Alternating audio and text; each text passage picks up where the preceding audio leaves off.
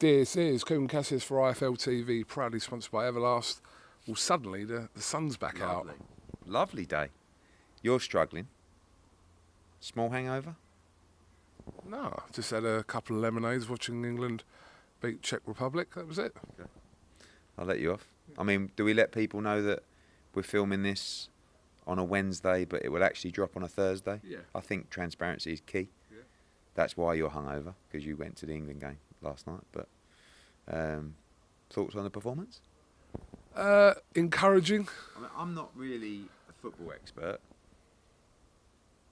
Can we beat these teams? Can we beat Germany? Can we beat France? Really, can we? I mean, listen, nothing would make me happier, but that's my worry.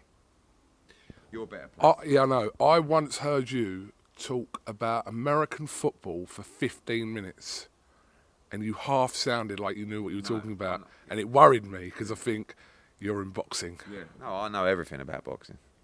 I've lived boxing for 30 odd years. I know a lot about football, but not enough to sit there and debate with you about for 2 hours about, you know, the different teams in the Euros. But my worry is, especially after watching the Scotland game, but you know, I feel like in a lot of big competitions like the Euros and the World Cups, we play quite well in the early stages and then mess it up. And I think we haven't really shown enough signs that we're good enough to win the tournament.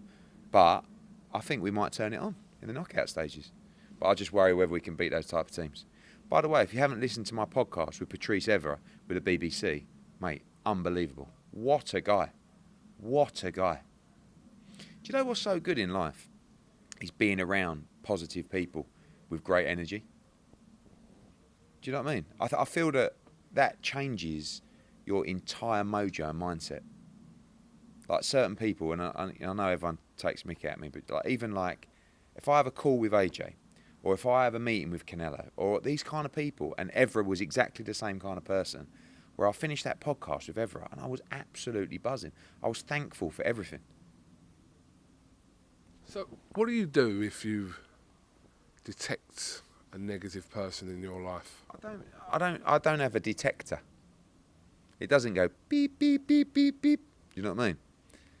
And I don't talk to people and think, oh, you're a negative person, or you're giving me bad energy, man. You know, I'm not that deep, but I do notice that being around driven people with great energy and just great positivity makes me feel really good. And I think it's important to surround yourself with those kind of people. I think if you're surrounded by negativity, it can only make you miserable and one way. You need people to uplift you. And I love to see people do well. I love to see people go out, like especially people that have had very limited opportunities, and go out and make something of their life. I love to see people happy.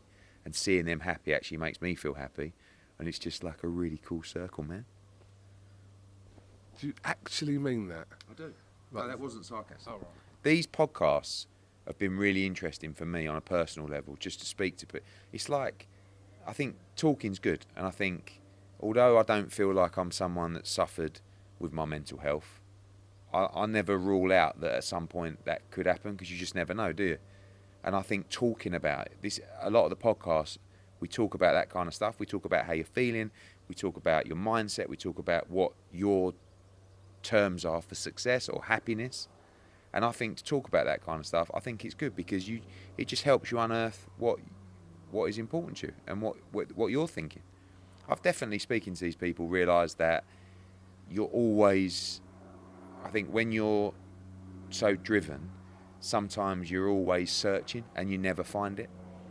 Do you know what I mean? And that's quite worrying. And I think you've got to be careful of that, because I think otherwise you get to the end of your life and go, I never really enjoyed it, or what's the end goal? Everyone I spoke to, you know, whether it's Cavendish, whether it's Lampard, you know, Evra, like all these people, when they're playing or when they're in their sport or their business, you're always pushing yourself to the next, you know, you're always trying to climb another mountain, rather than getting to the top of the mountain and just taking a deep breath and go, I've done it. Life is so good. So I just feel like, you know, you just got to be a little bit careful. So the moral to your story is? The moral to my story is understand what is success and happiness to you. And success, everyone's version of success is different. But don't just feel that success comes from goals or, you know, must win that or must achieve that. Success can come from the simplest of things. And sometimes I think some of the nicest things is to see someone who says, I feel as though I'm successful. When if you looked at their position or their life, you might not think they are successful. Does that make sense? So just because you've won the Champions League, just because you've got a great business, just because you've got a nice house, it doesn't mean that you're necessarily successful, because my interpretation of success has changed a lot over the years. Do you know what I mean? It's funny how people... Like, look at you, right? Go on, look at me. You've now got a beautiful daughter, right? I mean, you've got a business that's going well, but you're always pushing, aren't you? You're always, you know, what's the next one? Got to get to that event, got to get that interview, got to hit these numbers, got to do this. But now, don't you think that with what's happened in your life, that's changed your mindset a little bit? I hope it has. Game changed. Game changed. But you might now deem yourself more successful than you were 6 months ago, even though the thing that's changed in your life is one of the most important things, which is the birth of your daughter. I really love to see people who are comfortable in a life that you might, you know, you or others or me might not say, well, are they actually happy? Because, you know, he never went out and made it at this, and he never ran a business like this, and he never... It doesn't matter, does it? It's your interpretation of success. So don't base that success on other people. Don't look at social media, don't look at Instagram and say, oh, wow, look, you know, look at him, he's doing that, or look at her, she looks like that, or, oh, wow, he's got that car, or it's all bollocks. It's how you feel inside is how success is determined. And it's no given rule. It's no amount of money, it's no championship, it's no house, it's no car. It's how you feel inside. If you feel like you're a success, that's good enough. I was really feeling that speech on a Wednesday morning. All of that before we've even talked boxing. Sorry, normally we do that at the end. But I just thought it was an important message. I think the world's changing. I think the pandemic, I think everything is just... It's just making people take stock of their lives and change things, make changes for the better. Anyway, let's talk. All right, let's we can move from that. That was a nice introduction, Edward. So thank you for that, and I'm sure you've inspired people for the last 8 minutes. Right, let's talk about this week first of all. You're off to Guadalajara, Mexico. Talk to me about the show that you're co-promoting with your old mate Canelo. Yeah, Eddie Reynoso and Canelo. It's fantastic. I mean, again, not to go on the deep stuff, but what boxing gives me an opportunity to do is to just travel the world and just experience different things in life. Going to Guadalajara to do a show there is an incredible buzz, and to do it with Eddie Reynoso and Canelo Alvarez is even more of a buzz. Get there tonight, which is Wednesday. Actually, to fly to Mexico City, then to Guadalajara first thing, go to the press conference, do that tomorrow. Then we've got meetings with Canelo and Eddie Reynoso to talk about the next fight. Great show. Julio Cesar Martinez, Matilon against Bermudez. Great fight for the interim world title as well. Diego Pacheco, Gabriel Valenzuela, who we saw beat Robbie Davis Jr., Gomez Duran, and a load of other talent on the card as well. It's just an incredible opportunity for fighters in Mexico, where, you know, those world champions or those people fighting for a world title would generally have to travel to do that. We can build young talent. You know, Eddie Reynoso obviously has the pick of, you know, all this talent, and Canelo Alvarez. Canelo wanted to do it to provide opportunity for Mexican fighters. I wanted to do it partly for that reason, partly for my relationship with Canelo, but also to build to our stable and also to grow Dazn in Mexico, which is another big move for them in a new territory. And I can't wait. Buzzing for the card, and you can watch it globally on Dazn, of course, including UK, this Saturday night. Well, that wasp is... Anyway. Right, let's talk about the aftermath of last weekend's party you had here, right in this garden. Yes. What was that party, as I said? Did you have any booze at that party? No. Did it, weren't there? Food, isn't it? Yeah. Yeah, shout out. To tell you what I did like, the... what was...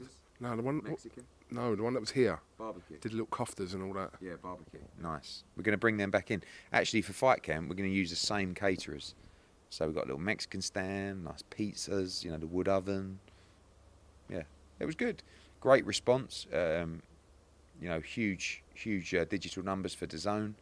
And now just building really, a couple more fights to add to all cards. There's actually a couple of big fights we're looking to drop on a couple of those cards that we didn't announce.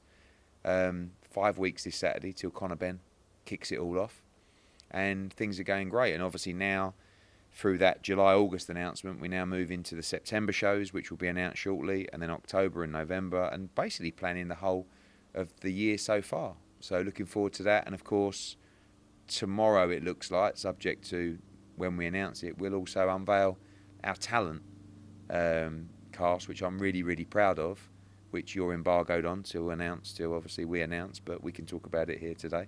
And that's a huge part of the deal and everything we want to bring to this production. We want to bring great fights, we want to bring great nights, but we want to bring a completely fresh production, a fresh look through Matchroom Media, and delighted to unveil what I think is the strongest lineup certainly ever assembled in British boxing, and maybe even on the world stage as well.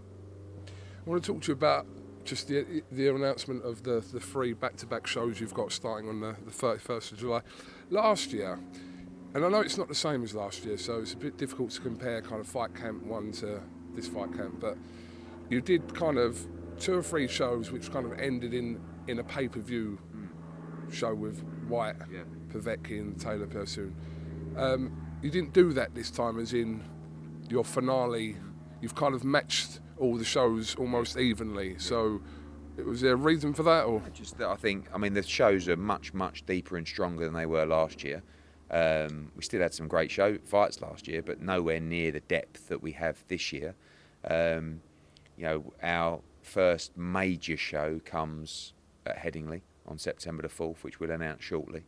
But this is really kind of like a festival of fights, 3 weeks over the period. Didn't want, you know, big one, smaller one. We wanted just 3 brilliant, solid nights of non-stop action and great fights. So, as I said, we've done that. We've got probably 3 or 4 big fights to add to those. It's going to be a stunning start, and you know, we expect a great start to the journey before moving into September the 4th at Headingley. And I think the lineup's spectacular, especially with what we've got to add as well, and to come to that. Fucking hell. And yeah, very proud of it. can you talk about fights that you tried to pull off for Fight Camp that didn't come off? Not really. I'm pretty much happy with the lineup. There's not a lot that... I mean, Shannon Courtney against Rachel Ball, obviously she was out injured. There's another world title fight that we're trying to add to the first week. That first week's incredibly strong. But pretty much we're on track for where we needed to be in terms of the fights that we wanted to make. Let's talk about the talent. Obviously, by the time this goes out, it will be common knowledge. So, really, you can, name by name, tell us who they are, and more specifically, why you've chosen them. Sure. So, I'm really proud of the talent lineup. I mean, we have the sort of hardcore team, which I'm about to tell you about now, and then we'll be bringing in additional big names as well. I guess when they're relatable to the shows that we're doing, if that makes sense. So, firstly, the host of the show will be Maya Jama, who is obviously, I mean, I think probably at the moment, you know, the most current, one of the most successful TV presenters and personalities right now. I've seen what she's been doing over the last sort of year. I love the energy that she brings to everything. We did a big shoot with her at the boxing gym the other day. Just what we need. Freshness, energy. You know, she loves her boxing, but she's by no means an expert in the slightest. That's not what she's here for. But she's going to be a great, you know, great host for the production. Great energy, great look. You know, loves her sport. Obviously, heavily involved with the BBC, massive credibility. So Maya Jama will be our host, and then our other presenter will be Laura Woods, who is more sport focused, but at the same time, one of the best, one of the most current sports broadcasters and presenters out there right now. You know, she does obviously the football with Sky, she does Talk Sport, and she'll now be exclusive to DAZN across our boxing. So Laura's someone that actually worked with us across our golf many years ago. She's also done darts with us on Sky. I think she's fantastic. So, you know, seeing Maya and Laura you know, as those two sort of presenters, I think is extremely strong. Presenting with them every week will be an additional name that we will bring in that's focused on that. And also Tony Bellew, who, you know, obviously can't hide my fondness and love and friendship with Tony Bellew. I think he brings incredible energy. I think he's an outstanding speaker. I think he's unbelievably knowledgeable about the sport. Sometimes he can get a bit carried away. When we've got Jazza Dickens, he won't be working too much because he's too biased. But he's become a huge personality after a wonderful career. You know, we've seen him do his SAS and other shows. Very likeable, very relatable. Like I said, fantastic boxing brain, great personality, and he'll be involved in the commentary and the presentation team. One that I'm probably the most proud of, and you know, from a hardcore boxing sense, is the addition of Mike Costello. For me, Mike Costello is the best commentator in boxing, and for years people have tried to take him from that, you know, radio spot with the BBC and the Olympics to the live TV broadcast for boxing. And I am honestly flattered that Mike has made the decision to join us. And I think it's such a great decision at this stage of his career where he has actually, you know, he's almost grabbed it by the nuts and gone, this is what I want to do. He absolutely lives and breathes the sport of boxing. So this opportunity for him was game-changing, and honestly it was life-changing. It was almost like, this is kind of what I've always wanted to do, and we had a lot of conversations about it. I've always looked at people's responses about who they like and what they like, and have you ever seen a negative about Mike Costello's boxing commentary? You know, as a fight fan, he has unbelievable credibility. You know, even as a casual fan across his work with the BBC, he's a voice that you recognise, and I am absolutely chuffed to bits to bring in Mike Costello. I think it's just such a brilliant acquisition to the team. Joining him in a commentary role is another young man, who I think is one of the best in the sport. It's Andy Lee. Andy Lee, I think some of the criticism that sometimes you get is that people are too corporate, people are too biased. Andy Lee couldn't be more opposite than that, could he? I mean, you know, he's not a yes man. He speaks his mind. He speaks the truth. He's not looking for any favours. He's not in a camp. You know, he's not wants to say nice things about that person because he's worried about that. He's completely flat and honest. An unbelievable boxing brain, an unbelievable analyst, a fantastic commentator, and Mike Costello and Andy Lee will be that hardcore main event commentary team with Bellew or with another addition that we bring in on fight night. The deadly duo of Chris Lloyd and Darren Barker, who will be across presentation, who will be across commentary from earlier in the night, and also will be across all analysis, all fight week build-up, tactics, post-fight stuff as well. Firstly, those two, Chris Lloyd, who I believe is the future of boxing commentary and presentation in this country and even globally. I think he's absolutely outstanding. We had a big fight on our hands, actually, to get him because there was huge amounts of interest, and he's made a great decision because with us, he will have the opportunity to grow and grow and grow. I see him as a natural successor to Mike Costello over the next few years as Mike, you know, does enjoys this period of his life and probably at some point, you know, reins back his responsibilities. Chris Lloyd will be across commentary, especially actually Mike's also doing the Olympics for the first, I think, 2 weeks. So Chris will head up the commentary for week 1 with Andy Lee and with Darren Barker earlier in the night and Tony Bellew. I think he's presenting, he's questioning, his analysis, his knowledge of the game. Again, totally non-biased, not interested in being a company man or saying the right things. Chris Lloyd is outstanding. And Dazn Darren, who again, those two just work so well together. I'm so pleased to give Darren that opportunity. He's worked really hard on all our fight build-ups. You know how popular he is with the fighters and the team. He's an outstanding analyst. He's getting better and better. He's taking it a lot more seriously now. His role is expanded. His tactics breakdown, they're absolutely spot on. He's extremely likeable. And I think he's a brilliant addition. So the announcement which will come with this video is Maya Jama, Laura Woods, Mike Costello, Tony Bellew, Chris Lloyd, Darren Barker, Andy Lee, and obviously the addition of other names when linked to those specific shows. So I just think just a stunning lineup and really, really happy. I'm assuming that the team you've announced here today are exclusive to Dazn. We won't see them moonlighting and doing anything else. All of them exclusive to Dazn for boxing. You know, Laura obviously does her Premier League football and Maya does her BBC Euros, but for boxing, all exclusive. And just a brilliant team, great team of people. You know, this is such a big movement for boxing. One, we need to get it right, but two, we want people that are invested and are as excited as we are. And this is the team. And, you know, it's a massive job. You know, in there, Matchroom Media are working away about, you know, everything from the set to the ring walks to the commentary positions to, you know, the innovative stuff that we want to introduce into the broadcast. And this is a massive project. And we needed the perfect team. And I've got absolutely the perfect team. So happy.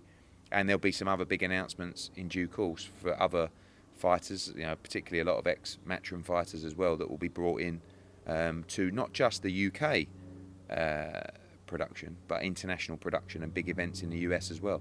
And all those people that I've talked about will be, you know, across the global feel and look of the platform as well.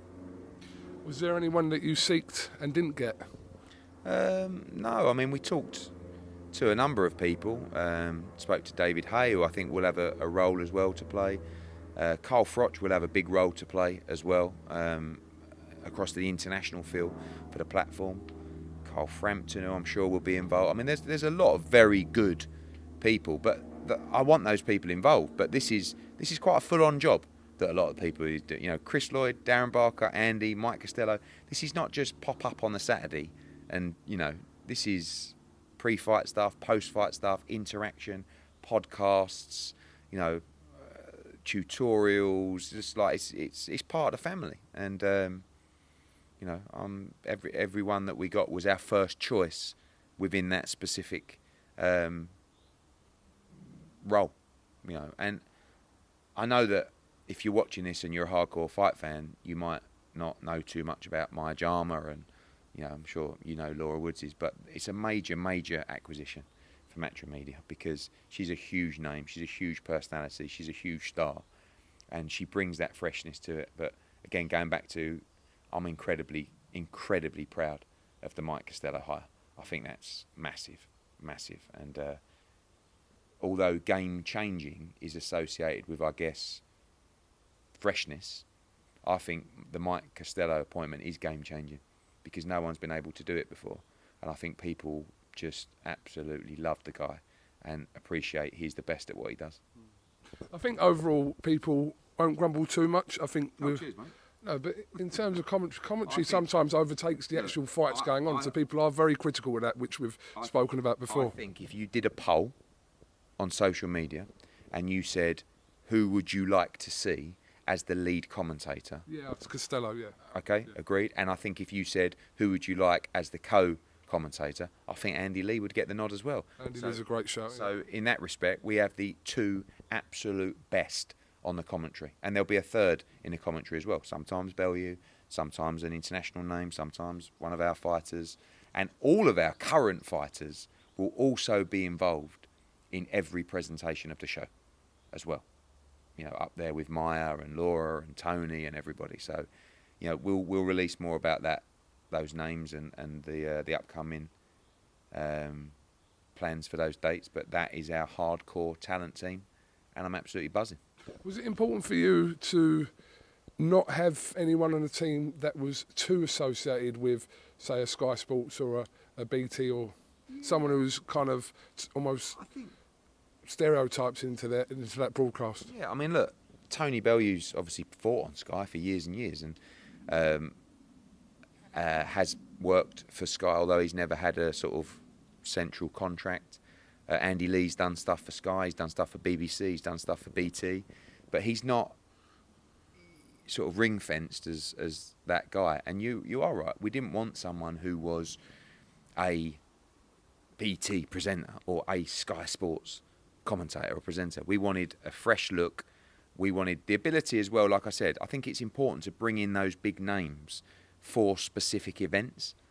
It's something that, you know, a lot of broadcasters, Sky included, have done on a smaller level. They do it on pay-per-views quite a lot, don't they? You know, they might bring over Wilder or whoever it is for a heavyweight pay-per-view, etc. And I think that's something we've got to be looking to do every single show, is bring in, you know, a star name in terms of fight week analysis. It makes the fighters feel great. You remember when Roy Jones was in the bubble?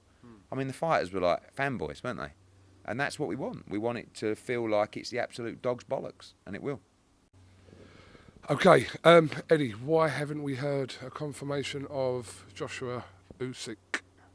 Don't know really, just because we're just going backwards and forwards on the contract. I haven't really spoken too much about it because I don't want to feel like what's the word? What's someone who just says the same thing all the time? You? Me. Don't want to feel like an Eddie Hearn. We got another round of comments back last night. You know, a few, but still to go through. The date is September 18th or the 25th, most likely the 25th at Spurs. Spoke to Alex Krasuk yesterday. I mean, you know. Are you optimistic that the fight takes place and goes ahead? Yes, oh, for sure. Yeah.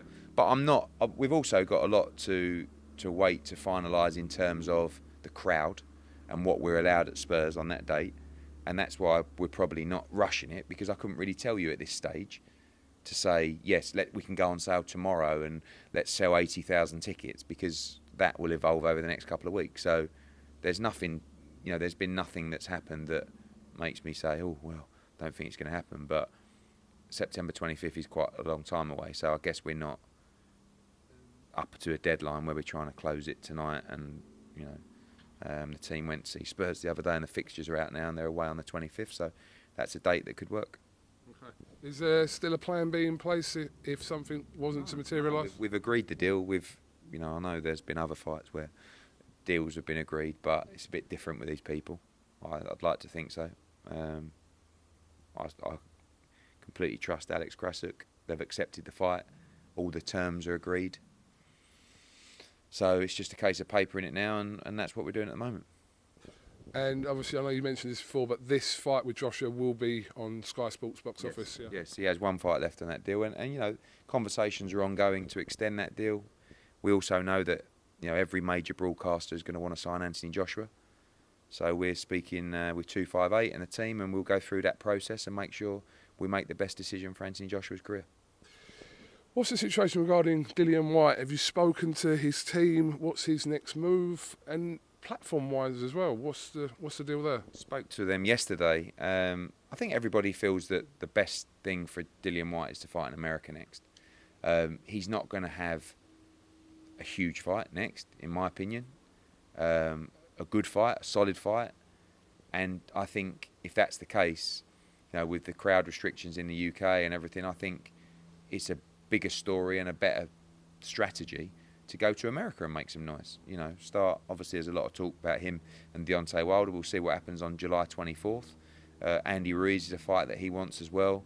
Luis Ortiz, there's massive fights for him in America. So we're looking at dates towards the end of August for Dillian Whyte to box in America.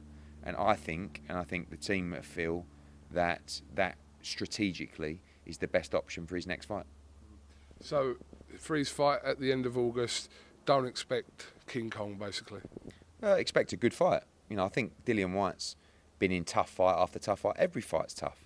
You know, he's not going to be taking an easy touch, but it won't, in my opinion, right now, it might not be Andy Ruiz or Luis Ortiz or Wilder or those kind of names. But I think, you know, the plan is to get Dillian Whyte 2 fights this year, and obviously the back end being a bigger fight. But I would like to see him go out and make a noise in the US market. And I'm assuming that Dazn would be desperate to tie up something with Dillian Whyte so he commits his future to them? Yeah, I mean, obviously he's been fighting on Sky pay-per-view for a long time, and that would remain an option for him. We want to move him forward with DAZN, and so do they. And I think they have big plans for him globally.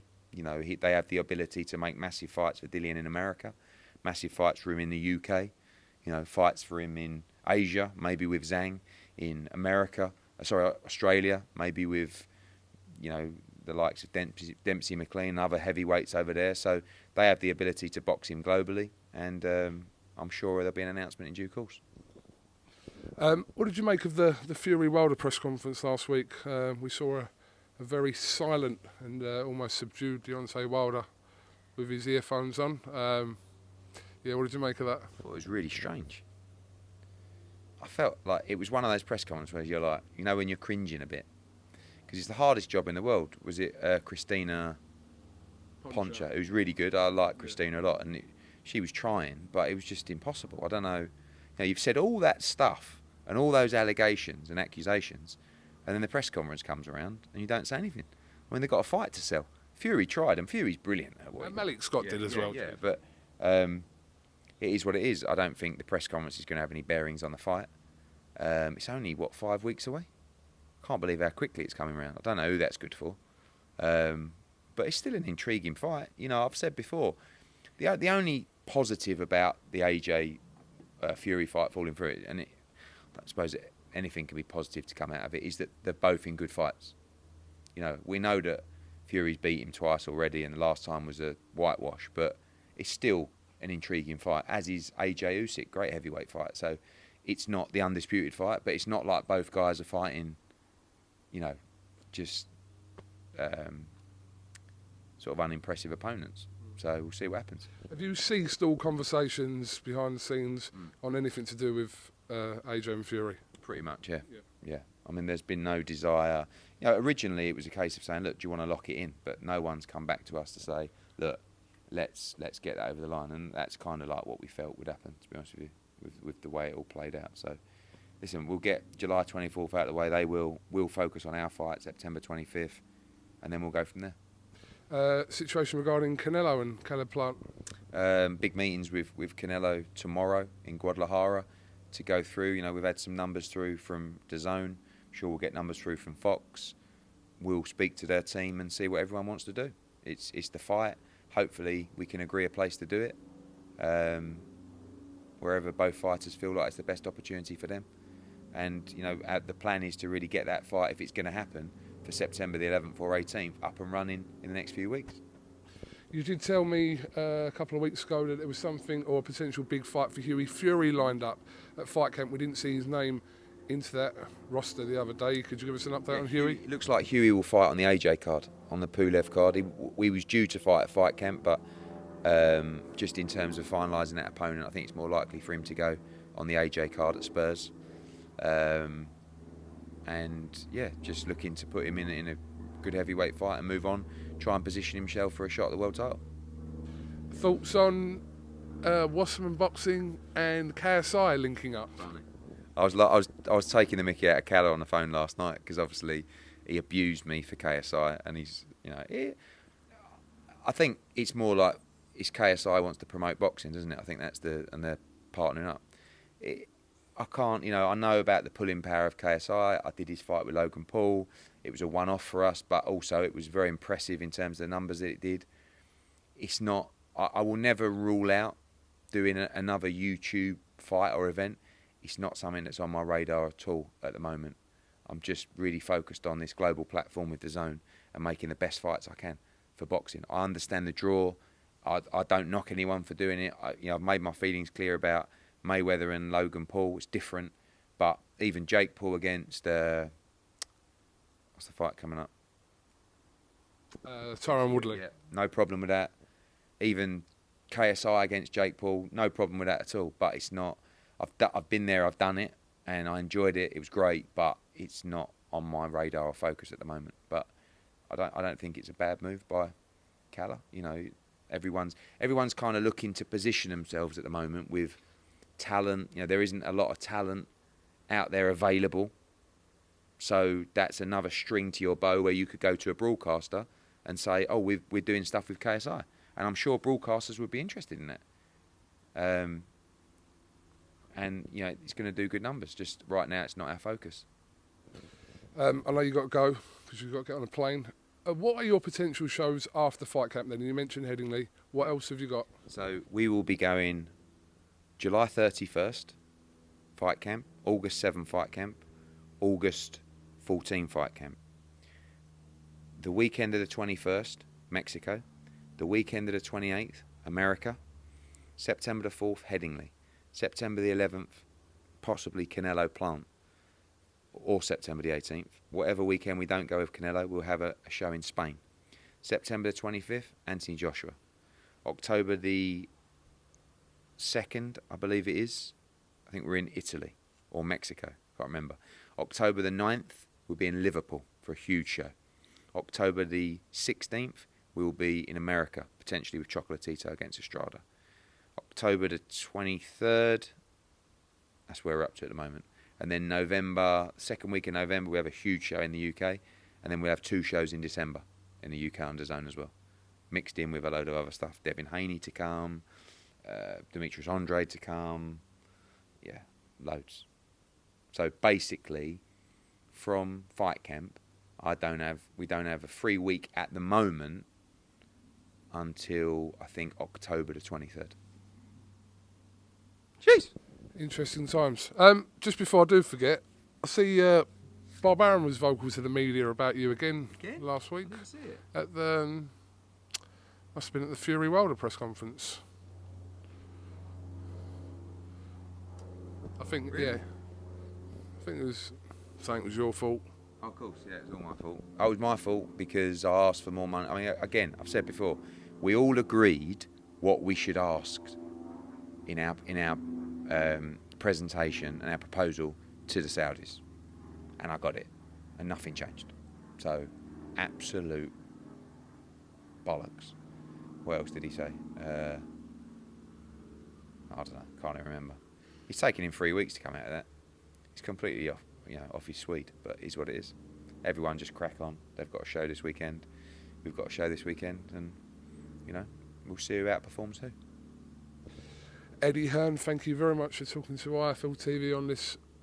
Even though it's Thursday, by the time this goes out, it's a lovely Wednesday.